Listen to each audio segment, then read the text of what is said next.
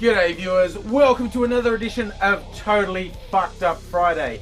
Special themed edition this week, crime and punishment. Every now and then I do these ones when so many fucked up stories revolving around crime, law enforcement and such what come to light. And well, just doing my normal trawl of online news stories, sometimes this just flashes out, my God, how many stupid criminals are there in the world? How many corrupt officials are there in the world? The answer to both questions is lots. Let's start with the law enforcement side. I was not at all surprised to read a story this week that the LAPD weren't happy with surveillance devices being put on their patrol cars. And this happens a bit in the US. Whenever police departments have cameras that surveil what they do, or some of them are forced to wear lapel mics, suddenly one of two things happen. Either the complaints of violence and excessive force against them go down, or they sabotage the devices.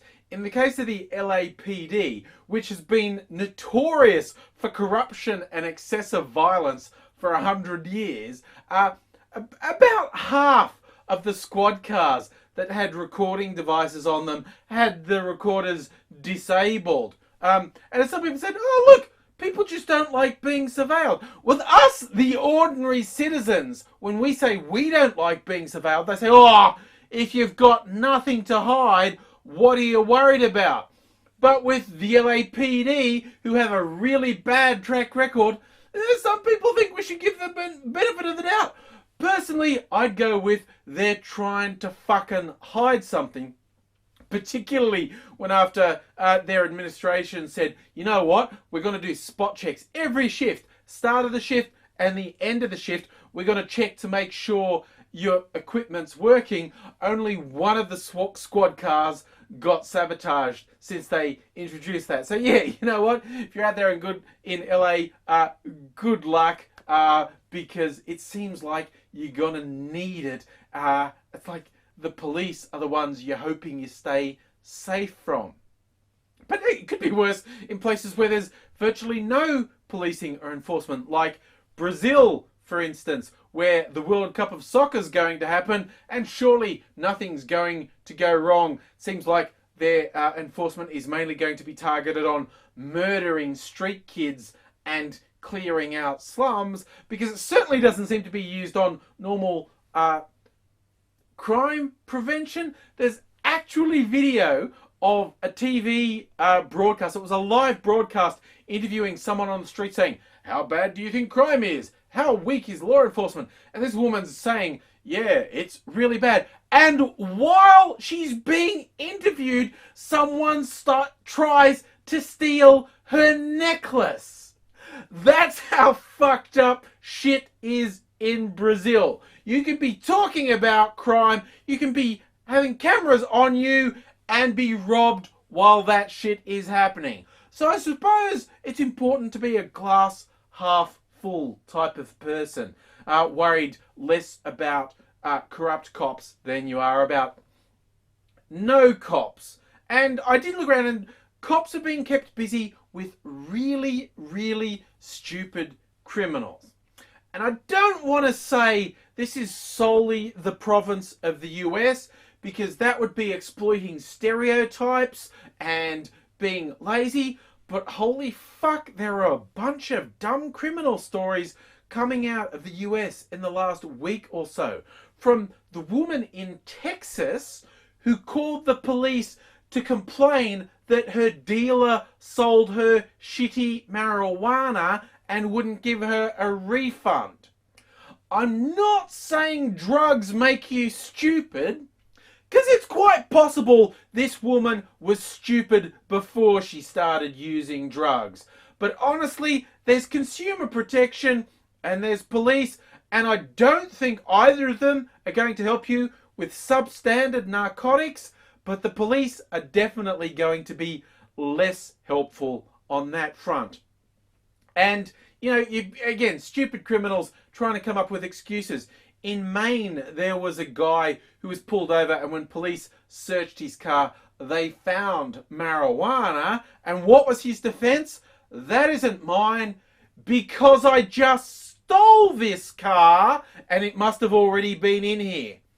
I've heard shitty defenses in my life, but that isn't my drugs because I stole the car is right up there with the most stupid. And my favourite part about this story was it was happened in a town in Maine called Jay. So they get to call the guy arrested for marijuana possession and car theft a J man, which is just about perfect. But it happens, stupid criminals happen in big cities too. In San Francisco, 2 women were arrested for stealing because their master criminal plan was to steal stuff from a store and then go straight back in and try and return it for store credit. And it's not just a one-off, because the reason they got busted is the store staff had been trying to catch them because these women had been stealing from the store multiple times in the last 2 weeks. So the store staff had been trying to catch them, but they'd always get away. But then they were stupid to come straight, not a day later, not a week later, but pretty much straight away. They steal the stuff, ran outside, and then came back and said, "Hello, I'd like store credit for this. Thank you very much." And as a topper, when they were arrested, they had also left kids unattended in the car outside, which is a whole different sort of offence, but comes under the general umbrella of you're a fuck up and someone needs to sort your shit out. But it's also not just on the low end. And once I start to get to crazy criminal stories, what I always think is, surely there's something from Florida that I can come up with. And there were several. I seriously had to narrow down the list. When I started looking at dumbass criminal stories, just from the last week, I had to cull the list. There was, without exaggeration, 10 I could have chosen from. So I've narrowed it down to the ones I have talked about. And the final one from Florida involves a 45-year-old George Lopez. Now, he had a really senior position in local government. He was purchasing officer for a city council. And what police have arrested him for was, like purchasing crystal meth. Doing that really obvious thing, driving slow past dealers, and then when the cops come up, the guys on the street corner run away and the cop car speeds off, but they pull him over and he's trying to play it cool, but he's got the flinchy behaviour, the dilated eyeballs, the "I'm obviously on crystal meth" thing. And when you look into his history, he's been working for city government for almost 20 years, and he's had disciplinary procedures for drug offences in the past and for other offences, and possibly more drug offences. They seem to be trying to keep a lid on it. Like when this story broke, the people managing the council went, "Oh, no. It's just him moving out of that role. It's just disciplinary." Yeah, here's the arrest report. Yes, all right. He's got a last warning thing on his record. Now, yeah, honestly, I like that they have this thing. They don't just sack someone because they've been arrested and convicted of drug offences. They put them in treatment and give them a second chance. I'm just not sure this guy is a poster child for rehabilitation, because he seems to have had multiple problems over the last 15 years, culminating in this arrest. And what I particularly liked is he's not just arrested for this thing, but he ends up confessing to cops he's got a crack pipe up his ass, and he's hidden it up there so they wouldn't find it. I don't want them to know I'm on crack. But the cops say he ended up just telling them this, because when they're interviewing him and he's sitting in the car, he's going, "Sir, I notice your fly is undone." See, when I have conversations like that, "I notice your fly is undone," the next sentence for me is usually, "AZ, fucking stop that, okay?" But with these guys, they said, "Sir, I notice your fly is undone," and he has apparently admitted, "Oh yes, I did that to stick a crack pipe up my ass so you wouldn't find it."